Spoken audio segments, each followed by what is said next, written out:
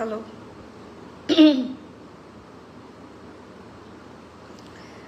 রাত 2:45 বাজে। This is not appropriate time for a live, but আমার মনে হলো যে সকালে উঠে তো সবাই দেখতে পাবে। একটা ইন্টারেস্টিং বিষয় মাথায় ঘুরছিল, একজন জয়েন করে ফেলেছেন, বাহ, আই এম সো লাকি। আমার মনে হয় আপনাদের সবার মাথায় এই বিষয়টা ঘুরছে, জন্য আমি ভাবলাম একটু লাইভে শেয়ার করি। প্রসঙ্গ হচ্ছে পরিমণি এবং তার গৃহকর্মী নির্যাতনের গল্প এবং কন্টেন্ট ক্রিয়েটার এবং তাদের কন্টেন্ট। তো এখন এটা সবচেয়ে বহুল আলোচিত বিষয় যে পরিমণি নাকি তার গৃহকর্মীকে অত্যাচার করেছে। আচ্ছা, আমার বর্তমানে মনে হয় যে এই যুগে মানে এই সময়ে সবচেয়ে বড় আতঙ্কের নাম হচ্ছে নীল সাংবাদিক। আমি তাদের নাম নীল সাংবাদিক বলছি কারণ হচ্ছে তাদের কাজ যে কোনো মানুষকে নেকেট করা। এখানে একজন সুফি মানুষও হতে পারে, একজন প্রধানমন্ত্রী হতে পারে, একজন উপদেষ্টা হতে পারে, আর নায়ক নায়িকা হলে তো কথাই নেই। সো তাদের কাজ হচ্ছে পর্ন বানানো। কিভাবে? তাদের জীবনের সব ঘটনা, সত্য মিথ্যা যাই হোক, এগুলোকে তারা বের করে তাদের কাপড় চোপড় খুলে সবাইকে মানুষের সামনে ন্যাংটা করে ছেড়ে দিবে। এটাই হচ্ছে সাংবাদিকদের কাজ। এবং এই কাজটা তারা কেন করে? কারণ হচ্ছে তারা এটা দিয়ে কন্টেন্ট বানায় এবং এই কন্টেন্ট বানানোতে তাদের ভিউ হয় এবং সেখান থেকে তারা টাকা ইনকাম করে। এখন ধরেন একটা পত্রিকা যদি আমরা পড়ি, সেখানে নানান ধরনের আর্টিকেল লেখা থাকে। আগে তো জার্নালিজম ছিল পত্রিকাতে, তখন তো এত ভিজুয়াল জার্নালিজম ছিল না, চ্যানেলও কম ছিল বা একটা দুটো চ্যানেল ছিল। তখন নিউজ হচ্ছে গিয়ে বা দেশে যা ঘটছে সেটা হচ্ছে গিয়ে কন্টেন্ট বা সেটাই নিউজ। এখন সারাদিন আমরা ফোন স্ক্রল করি, কিভাবে মানুষকে একটা সংবাদের প্রতি অ্যাট্রাক্ট করা যায় সেটার জন্য যে কাউকে নেকেট করে দেওয়া যায় বা নেকেট করে কন্টেন্ট তৈরি করা হচ্ছে। যেমন ধরেন পরিমণি না হয় একজন সেলিব্রিটি, কিন্তু কিছুদিন আগে একটা কাপলের ছিনতাই হয়েছিল। সেখানে মেয়েটাকে খুব মহিয়সী মনে হচ্ছিল যে সে এসে তার হাজব্যান্ডকে বা বয়ফ্রেন্ডকে, মানে ঘটনাটা যা দেখে মনে হচ্ছিল যে সে তার ওই লোকটাকে, মানে তার সাথে যে ছেলেটা ছিল তাকে প্রোটেক্ট করছে। সো প্রথমে এটাকে এত পজিটিভ দেখা গেল, তারপর সেই লোকের জীবনে ওয়াইফ এসে তারপরে তার জীবনে এই মহিলা পরকীয়া, মানে কত কিছু। সো তার জীবন নেকেট হয়ে গেল। সো সাংবাদিকরা যদি এখন কাউকে টার্গেট করে, তাকে লিটারেলি কাপড় চোপড় খুলে সবার সামনে নেকেট করে প্রেজেন্ট করে। সো এর জন্য আমি এটার নাম দিয়েছি, আগে হতো ইয়েলো জার্নালিজম, আমি এটার নাম দিয়েছি ব্লু জার্নালিজম। আর কাজের লোকের কথা যদি বলি, আমি গত 6-7 মাস আগে একটা এজেন্সি থেকে কাজের লোক নিয়েছি। এজেন্সির নিয়ম কি, আপনি যদি যারা নেন তারা সবাই জানেন যে আপনারা যদি তাদের থেকে কাজের লোক নেন, প্রথমে আপনার থেকে তারা ফিস হিসেবে 4,000 টাকা নেবে, ওকে। তারপরে আপনি যদি রান্নার লোক নেন তাহলে 15,000 টাকা সেই লোকের অ্যাডভান্স হিসেবে আগেই নিয়ে নেবে এবং প্রতি মাসে সেই লোককে আপনি 15,000 টাকা করে বেতনও দিবেন।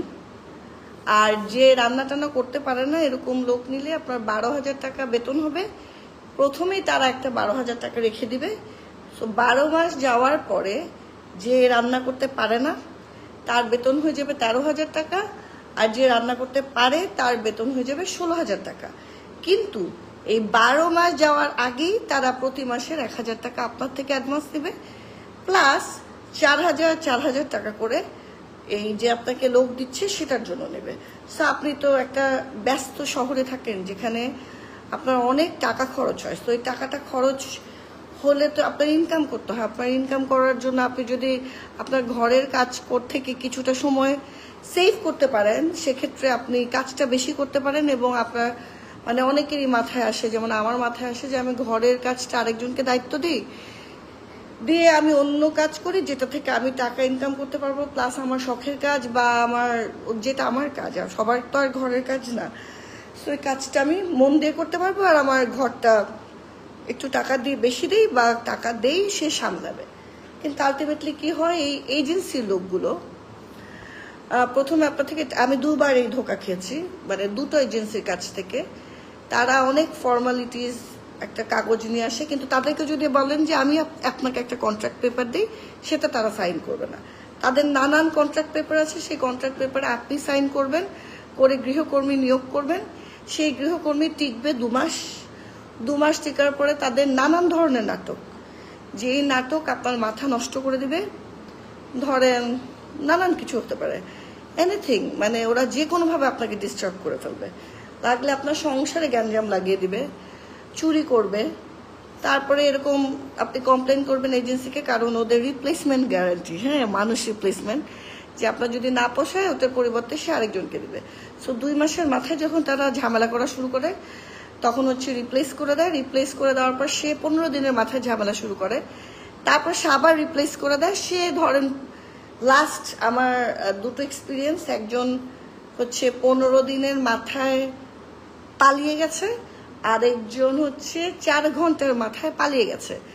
যে 4 ঘন্টার মাথায় পালিয়ে গেছে তার সাথে আমার দেখাই হয়নি, তাকে রিপ্লেস করেছে। আমি বাসার বাইরে ছিলাম, আমি বাসায় ঢুকেছি, আমি দেখলাম একটা মেয়ে রিপ্লেস হয়েছে, তার সাথে আমার ফোনে কথা হচ্ছে। আমার বাসায় কুকুর আছে, আপনি কুকুর পালেন কিনা? সে বলেছে আমি হাস্কি পালি, জার্মান শেপার্ড আমার কুকুর আছে, সে হাস্কি চিনে। সো সে তো যথেষ্ট স্মার্ট। তারপর সে হাস্কি পালে, ঠিক আছে, ভালো কথা, সে সব কাজ পারে। তো তারপর বুঝলাম যে হয়তো বা কাজ পারবে এবং আমার অ্যানিমেলগুলোকে ভালোবাসবে।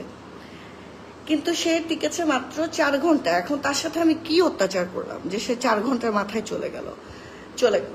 তো যাই হোক, এই যে এই এজেন্সির মানে একটা এজেন্সি, এবং তারপরে আর এজেন্সি কারো ফোন ধরে না। আপনি যে অফিসের অ্যাড্রেসটা দিবে সেই অ্যাড্রেসে গিয়ে তাদেরকে খুঁজে পাবেন না, যেটা আমিও পাইনি। এবং এর মাঝে আবার একজন ঠিক মতো কাজ করছিল না বলে তাকে আমি ফোন দিয়েছি বলে সে আমাকে গালিগালাজ করেছে অকথ্য ভাষায়। কেন গালিগালাজ করেছে? যাতে তাকে আমি আর ফোন না দিই, কিন্তু সে তো টাকাটা আমাকে ফেরত দিচ্ছে না।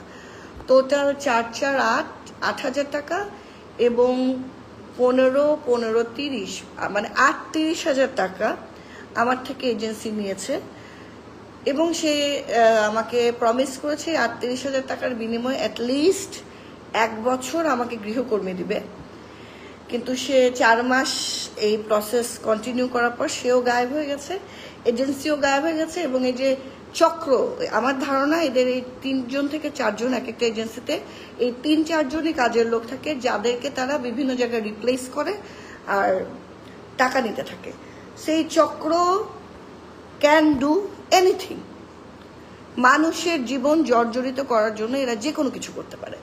সো এখন বেচারা পরিমণি প্রসঙ্গে আসলাম, বিকজ পরিমণি বেচারাকে তো এই মানে ব্লু সাংবাদিকরা তো এটা করছেই, সাথে আবার যোগ হয়েছে এজেন্সির বুয়া, যে তাকে ক্লেম করছে সে তাকে মেরেছে এবং সে পরিমণিকে অটিস্টিক, পরিমণির বিষয়ে নানান বিষয়ে কথা বলছে। সো আপনি চিন্তা করেন যে মেয়েটা কত স্মার্ট, 999-এও ফোন দিল, ভাটারা থানাতেও গেল। আমার মাথায় মানে বারবার ঘুরছে যে এই যে এজেন্সির মানুষজন, এরা তো আসলে করাপ্টেড। এবং যে এজেন্সি থেকে আসছে এই মেয়েটা, নিশ্চয়ই এই এজেন্সির লোককে গিয়ে আর খুঁজেও পাওয়া যাবে না। তা না হলে এত সাহস হয় কোত্থেকে? এত বড় একজন অভিনেত্রী, তার বিরুদ্ধে এই অ্যালিগেশন, মানে এটা তো একটা সিস্টেম থাকা উচিত ছিল যে তোমার মেয়েটাকে দিয়ে আমার হচ্ছে না, সো আমি এজেন্সি থেকে নিয়েছি, বিকজ ইটস আ এজেন্সি। আপনি যদি একজন অ্যাক্টরকে এজেন্সির থ্রুতে হায়ার করেন, ধরেন আপনার একটা কোম্পানি আছে, বিভিন্ন বড় বড় কোম্পানি যে কাজ করে সেলিব্রিটিদের সাথে, তো তাদের সাথে ডিরেক্ট কাজ কম হয়, একটা এজেন্সি ভায়া হয়ে কাজ করে এবং সেখানে এজেন্সি অনেকগুলো টাকা রেখে দেয়, কারণ যোগাযোগটা করিয়ে দেওয়ার জন্য। সো আপনি যখন একটা কোম্পানির মালিক, তখন আপনি যদি আমার মতো একজন নায়িকাকে হায়ার করেন, আমি যদি আপনার কাজটা না করে চলে যেতে চাই, আপনি কিন্তু এজেন্সি হিসেবে এটাকে নেগোশিয়েট করে দিবেন, রাইট? এটা নিয়ে কথা বলবেন। সো এটা কিন্তু আমাদের ওয়ার্ক এথিক, এবং আমরা আমাদের ঝামেলা লাগেও না, বিকজ আমাদের একটা ক্লাস আছে। কিন্তু এই যে বুয়া ক্লাস এবং এদের যে চক্র, এই চক্রের ঝামেলায় আমরা এই শহরের সবাই পড়ি। রাইট? কিন্তু দেখেন এই আবার এই এবং এই নীল সাংবাদিকদের যন্ত্রণা তো আমরা সবাই পড়ছি। আজকে আমি পড়ছি, বা যে আজকে পরিমণি পড়ছে, কালকে অমুক সেলিব্রিটি পড়ছে, পরশুদিন আপনি পড়বেন। ডক্টর মোহাম্মদ ইউনূসও সেখান থেকে দূরে নাই। তার জীবনও ঘোলা করে পানি, মানে উনি নিজেও হয়তো জানেন না যে উনি কত অপকর্ম করেছে, যেটাই সাংবাদিকরা খুঁজে বের করেছে। আমাকে এক সাংবাদিক সেদিন ফোন করে একটা প্রশ্ন করেছে, তা আমি তাকে বললাম, সে আমাকে এনকোয়ারি করতে ফোন করেছে যে আপনাকে একটা বিষয়ে আমার এনকোয়ারি। তা আমি বললাম এনকোয়ারি মানে তো একটা এনকোয়ারি পেপার লাগবে। আপনি যখন একটা পুলিশ, আপনি যদি একটা বাসায় সার্চ করতে যান বা একটা কিছু এনকোয়ারি করতে চান, তখন তো আপনার একটা ফর্মাল পেপার লাগবে, রাইট? সো আপনি আমাকে পেপারটা আগে পাঠান, তারপর আমি আপনাকে উত্তর দিব। সে একটা কন্টেন্ট বানিয়ে আমাকে কোনো কারণ ছাড়া আমাকে একটা পলিটিক্যাল তকমা লাগানোর চেষ্টা করলো। আরে ভাই, আমি পলিটিক্স করি না, আপনি কেন জোর করে আমাকে পলিটিক্যাল তকমা লাগাবেন? মানে এটা কি ফেয়ার? It's not fair. আপনি আমার পার্সোনাল লাইফে, এবং আপনি ইউ অল নো যে আমি এক্সপেক্টিং সেই যে আমার যে জীবনটা, মানে আমাকে যে 2টা রাত আমাকে কষ্ট দিল এবং আমার অনাগত সন্তানকে কষ্ট দিল, এই অধিকার তো সেই সাংবাদিকের নাই। এবং সে আমাকে কষ্টও দিল, তারপর সে কন্টেন্ট বানালো, সেই কন্টেন্টে ধরেন 5000 ভিউ হয়েছে, সেটার জন্য সে টাকা পাচ্ছে। তা আমি কি পাচ্ছি? আমি তো কিছুই পাচ্ছি না। মানে উল্টা ওরাই টাকা কামাচ্ছে। সো এই এজেন্সি এবং নীল সাংবাদিক, আমি সব সাংবাদিকের কথা বলছি না, বাংলাদেশে প্রচুর রেজিস্টার্ড সাংবাদিক রয়েছেন, রেজিস্টার্ড প্ল্যাটফর্ম রয়েছেন, যাদের অ্যাফিলিয়েশন আছে, যারা নিজেদের নাম রেজিস্ট্রি করে এই প্ল্যাটফর্মগুলো ক্রিয়েট করেছে। কিন্তু এখন তো ব্যাঙের ছাতার মতো যার ইচ্ছা হচ্ছে সেই একটা চ্যানেল খুলে বা সেই একটা পেজ খুলে সাংবাদিকতা শুরু করছে, বা একটা মোবাইল ফোন নিয়ে তারা ভিডিও বানিয়ে সাংবাদিকতা করছে এবং যা খুশি তা। আমি আর আমার হাজবেন্ড হাঁটছি, বলে দেখুন প্রিন্স মামুন তার সুন্দরী বউ নিয়ে আসলো। আরে ভাই, তুই আমারই চিনস না, আমার জামাইরে বানায় দিলি প্রিন্স মাহমুদ, এটা একটা কথা? মানে এতটুকু জ্ঞান নিয়ে এরা বিভিন্ন চ্যানেল খুলছে এবং মানুষজনের সম্বন্ধে উল্টাপাল্টা কথা বলে যাচ্ছে। সো এই যে মিস ইনফরমেশন আমরা সবাই পাচ্ছি, এটাও আমাদের জন্য একটা বিপদের ব্যাপার। আর এই যে এইসব এজেন্সি, এটাও আরো বড় বিপদের ব্যাপার। আমার বাসা থেকে হুভার চুরি করে নিয়ে গেছে, মানে ভ্যাকিউম ক্লিনার, কত বড় একটা জিনিস যে চুরি করে নিয়ে যেতে পারলো। সো এদের এই চক্র, এই দুটো চক্র থেকে আমরা কিভাবে মুক্তি পাবো আমি জানি না, বাট আমাদের মুক্তি পাওয়া প্রয়োজন, কারণ এরা আমাদের জনজীবন বিপন্ন করে রেখেছে এবং মিস ইনফরমেশন দিচ্ছে হচ্ছে সাংবাদিকরা, আর ঘরের ভোগান্তি হচ্ছে আপনার গৃহকর্মীটা। আগে সারা জীবন, মানে আমার তো মনে হয় যে আমরা যারা ঢাকা শহরে বড় হয়েছি, প্রত্যেকের বাসায় গৃহকর্মী ছিল। আপনি একজন ওয়েল অফ, বা আপনার টাকা আছে, আপনি একজন গরিব মানুষকে আপনার বাড়িতে রাখবেন, তিনি আপনাকে কাজ করে সাহায্য করবে এবং আপনি তাকে তার জীবনে সাহায্য করবেন। কিভাবে? তার অসুখ হবে, তার মেয়ের বিয়ে হবে, তার বাচ্চা কাচ্চার লেখাপড়া খরচ দিবেন, তার বিভিন্ন ক্ষেত্রে আপনি তাকে ফিনান্সিয়ালি হেল্প করবেন এবং তার সাথে একটা বন্ডিং হতো। কিন্তু এখন এসে এই পুরা শহরে আমরা যারা বসবাস করি, আমরা একটা কাজের লোক পাই না যে আপনাকে রেসপেক্ট করবে, আপনাকে ভালোবাসবে এবং আপনি তাকে দিয়ে তার কাছ থেকে সেটার, মানে আমি বলছি না যে আপনাকে হুজুর হুজুর বলতে হবে, কিন্তু এটা তো একটা লেনদেনের সম্পর্ক। আপনি আমাকে সেবা দিবেন, আমি আপনাকে সেবা দিব। আমি আপনার থেকে ওয়েল অফ, আমি আপনাকে টাকা দিয়ে সেবা দিব। আপনি কাজটা করতে পারেন, আপনি আমাকে কাজটা করে কমফোর্ট জোন দিবেন। সেটা না করে থানা পুলিশ করে তারপরে আপনি যে বাড়িতে কাজ করেন সে বাড়ির লোককে নাম ধরে ডেকে তার সম্বন্ধে যা খুশি, এখন একটা গৃহকর্মী যদি বলে স্বাগত আপাতত মাথা নিচে দিয়া পা উপরে দিয়া ঘুমায়, এটা তো পৃথিবীর সবাই বিশ্বাস করবে, বিকজ সে তো আমার ঘরে কাজ করেছে। সে এরকম একটা অথেন্টিক জায়গায় কাজ করে সে এসে পাবলিকলি আপনার সম্বন্ধে যা খুশি তা বলছে। এটা আবার কিছু নীল সাংবাদিক প্রচার করছে এবং তাদের কন্টেন্টের টাকা ইনকাম করছে। আমি ভাবছিলাম যে বেচারা পরিমণি সে আসলে কোন প্যাচে পড়লো, কারণ সে এই সাংবাদিকদের প্যাচেও পড়েছে, আবার কাজের লোকের প্যাচে পড়েছে, দুটো একসাথে। আমরা আসলে মাঝে মাঝে কাজের লোকের প্যাচে পড়ি, মাঝে মাঝে সাংবাদিকের প্যাচে পড়ি। আমরা বলছি, কিন্তু আপনারা যারা সাধারণ মানুষ আছেন, দুদিন পরে আপনারাও পড়বেন, কারণ এই সাংবাদিকদের তো কন্টেন্টের অভাব। সো যে কারো বাসায় ঢুকে কন্টেন্ট বানিয়ে ফেলবে, এটা সেই দিন আর দূরে নাই, কারণ প্রত্যেকের কাছে ফোন। আপনার ঘরে যে কোনো একটা ফোন নিয়ে যে কোনো কিছু নিয়ে কন্টেন্ট বানিয়ে ফেলবে, কারণ তাদের টাকা কামাইতে হবে। সো এরকম সাংবাদিকও ভরে যাচ্ছে যারা মানুষের জীবন বিপর্যস্ত করে দিচ্ছে। আর এই যে এজেন্সির বুয়া, যে এজেন্সির নিজেদেরই কোনো ঠিকানা নাই, তারা পাবলিকলি যা খুশি বলছে, পাবলিক আবার এটা বিশ্বাসও করছে। সো এই দুটো প্যাচে পরিমণি বেচারা একসাথে পড়েছে। So God bless you Porimoni, আশা করি তুমি এই ক্রাইসিস থেকে নিজেকে মুক্তি দিতে পারবে। এবং যারা তোমার এই কন্টেন্ট ঝাঁপিয়ে দেখছে, আমিও একটু দেখেছি, না দেখলে তো আমি জানতে পারতাম না যে তোমাকে নিয়ে এত কথা বলছে। না দেখে কোনো উপায় নেই, কারণ সবাই একই নিউজ। এবং এই যে মাঝখানে আমাকে নিয়ে নিউজ হলো, আমার কাছে নাকি আইনি নোটিশ এসছে, যেখানে আমার কাছে কোনো নোটিশই আসে নাই। বাংলাদেশের জাতীয় পত্রিকার মধ্যে এই ভুয়া নিউজটা ছাপানো হলো, কেউ ভ্যারিফিকেশনও করলো না। সো এই তো হচ্ছে নিউজের অবস্থা। এই নিউজ দেখার থেকে না দেখা ভালো, নিউজ পেপার পড়া ভালো, যেগুলো আসলে রেজিস্টার্ড এবং ওনাদের কৈফিয়ত দেওয়ার জায়গা আছে। কিন্তু যাদের কৈফিয়ত দেওয়ার কোনো জায়গা নেই, তাদের কথা শুনে দেখে বিশ্বাস করে জীবনটা জর্জরিত বা নিজের মূল্যবান সময়টা নষ্ট করার কোনো মানে হয় না। এটাই হচ্ছে আমার বক্তব্য। আর সবাই ভালো থাকবেন, সুস্থ থাকবেন। আজকের জন্য গুড নাইট, বাই বাই।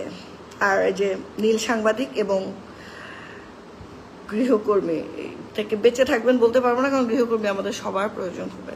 যাই হোক, গুড লাক।